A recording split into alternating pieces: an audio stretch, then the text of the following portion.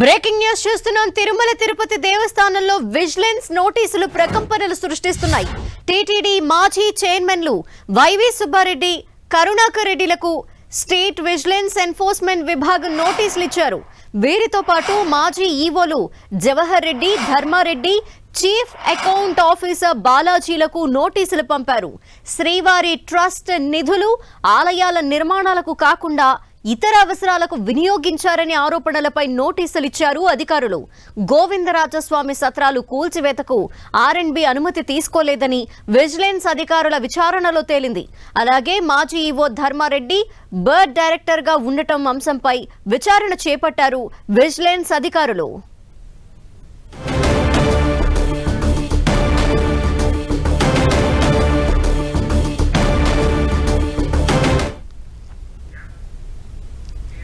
TTD మాజీ chairmans కి నోటీసులు వెళ్లడానికి సంబంధించిన డీటెయిల్స్ మా ప్రతినిధి శ్రీనివాస్ అందిస్తారు. శ్రీనివాస్, విజిలెన్స్ నోటీసులు ఇప్పుడు ప్రకంపనలు సృష్టిస్తున్నాయి. టీటీడీలో సడన్ గా నోటీసులు పంపడం వెనుక ఎగ్జాక్ట్ రీజన్స్ ఏంటి?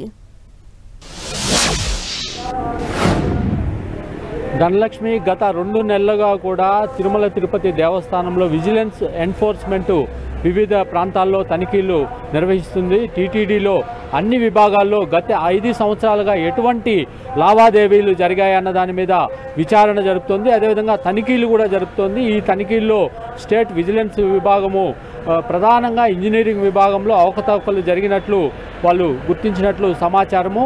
అంటే ఇంజనీరింగ్ విభాగంలో గతంలో ఏడాదికి 300 కోట్లు మాత్రమే నిధులు కేటాయించేవాళ్ళు. అయితే ఈ బోర్డు అంటే ఏదైతే వైవి సుబ్బారెడ్డి బోర్డు కావచ్చు, కరుణాకర్ రెడ్డి బోర్డు కావచ్చు, వీళ్ళు అంతకు మించి కేటాయింపులు జరిపారు. ఇంజనీరింగ్ విభాగంలో కేవలము దాదాపుగా గోవిందరాజస్వామి సత్రాలకు దాదాపు 450 కోట్లు కేటాయించారు. స్విమ్స్లో అదే భవనాల నిర్మాణానికి కూడా భారీ ఎత్తున నిధులు కేటాయించారన్న దాని మీద వాళ్ళు విచారణ జరుపుతున్నారు. దాన్ని ఆ మేరకు కూడా గుర్తించడం జరిగింది. దీంతో ఏదైతే గత టీడీపీ నాయకులు కావచ్చు గతంలో అనేక ఆరోపణలు చేశారు. టీటీడీలో శ్రీవాణి ట్రస్ట్ నిధులు ఇంజనీరింగ్ విభాగంలో భారీ అవినీతి జరిగిందని కూడా ఆరోపణలు చేశారు. ఈ నేపథ్యంలోనే తిరుమల తిరుపతి దేవస్థానంలో ఉన్న అన్ని విభాగాలు కూడా విజిలెన్స్ ఎన్ఫోర్స్మెంట్ తనిఖీలు విచారణ జరిపింది.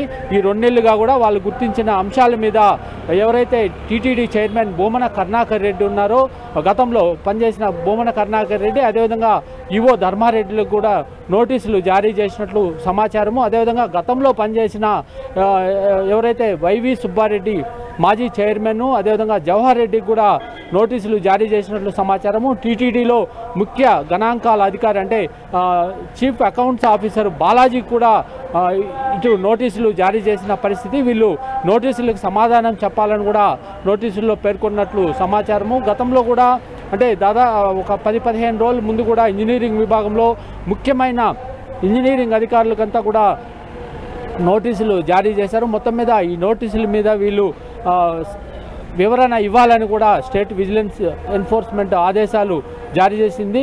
త్వరలోనే దీని మీద ఎవరైతే వైవి సుబ్బారెడ్డి కావచ్చు, కరుణాకర్ రెడ్డి, మాజీ ఈవోలు జవహర్ రెడ్డి, ధర్మారెడ్డిలు కూడా వివరణ ఇచ్చుకునే అవకాశం కూడా కనపడుతుంది. ధనలక్ష్మి, అయితే శ్రీనివాస్, మాజీ ఈవో ధర్మారెడ్డి బర్డ్ డైరెక్టర్ గా ఉండడం కూడా ఒక విచారణకి ఆదేశాలు ఇచ్చారని తెలుస్తోంది. దీనికి సంబంధించి అసలు ఏంటి ప్రాబ్లం?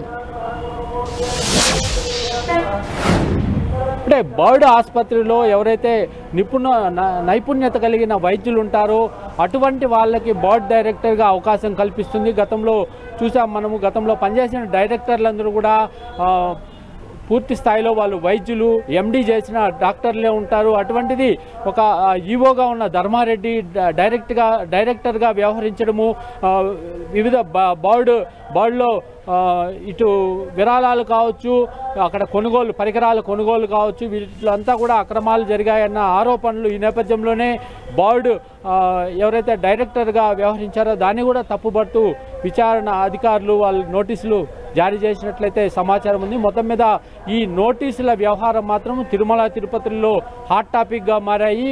మరోవైపు టీటీడీలో ఒక ప్రకంపనలు అయితే సృష్టిస్తున్నాయని చెప్పుకోవచ్చు. ధనలక్ష్మి, అయితే వారు నోటీసులు అందుకోవడం జరిగిందా? ఇప్పటి వరకు వాళ్ళు ఏమైనా రెస్పాండ్ అవ్వటం జరిగిందా? అంటే మాజీ ఈఓ ధర్మారెడ్డికి, అదేవిధంగా కరుణాకర్ రెడ్డికి, ఎవరైతే చీఫ్ అకౌంట్స్ ఆఫీసర్ బాలాజీ ఉంటారో ఆయనకి నోటీసులు అందాయి అన్నది సమాచారము. ఇంతవరకు వాళ్ళు రిప్లై ఇవ్వని పరిస్థితి. అదేవిధంగా మాజీ చైర్మన్, మాజీ ఈఓలు జవహర్ రెడ్డి, వైవి సుబ్బారెడ్డికి కూడా నోటీసులు జారీ చేసినట్లయితే సమాచారం ఉంది. వాళ్ళు దీని మీద రెస్పాండ్ అయినట్లు కూడా ఎంతో సమాచారం లేదు. త్వరలోనే అవుతారన్న సమాచారం కూడా ఉంది. ధనలక్ష్మి. శ్రీనివాస్, మరోపక్క గోవిందరాజస్వామికి సంబంధించి ఏవైతే ఉన్నాయో వాటిని కూడా కూల్చివేశారు ఆ సత్రాలు కూడా అని ఒక ఆరోపణ ఉంది. దీనికి సంబంధించి ఏం జరుగుతోంది, ఏం జరిగింది అసలు? అంటే గోవిందరాజస్వామి సత్రాలు పురాతనమైపోయాయి, వాటిని తొలగించి కొత్తగా నిర్మించుకోవాలని గత పాలక మండలి నిర్ణయం తీసుకుంది. ఆ మేరకు పాలక మండలి నిర్ణయం తీసుకున్న వెంటనే వాటిని తొలగించారు. ఆ తొలగింపుల వెనక ఎవరైతే R&B విభాగం ఉంటుందో వాళ్ళ అనుమతి లేకుండానే అంత భారీ భవనాలను తొలగించడం జరిగింది. R&B అనుమతులు లేకుండా తొలగించారు. అదేవిధంగా వాటికి భారీగా నిధులు కేటాయించారు. దాదాపుగా 450 కోట్ల రూపాయలు గోవిందరాజస్వామి సత్రాలు పునర్నిర్మాణానికి కేటాయించారు. వాటి వెనుక భారీగా అవినీతి జరిగిందన్న ఆరోపణలు. ఈ ఆరోపణల నేపథ్యంలోనే స్టేట్ విజిలెన్స్ వింగ్ కూడా ఈ ఆరోపణల వెనుక అవినీతి జరిగిందని ప్రాథమికంగా గుర్తించినట్లు సమాచారము. వీటి మీద నోటీసులు కూడా జారీ చేసిన పరిస్థితి అయితే కనపడుతుంది. ధనలక్ష్మి.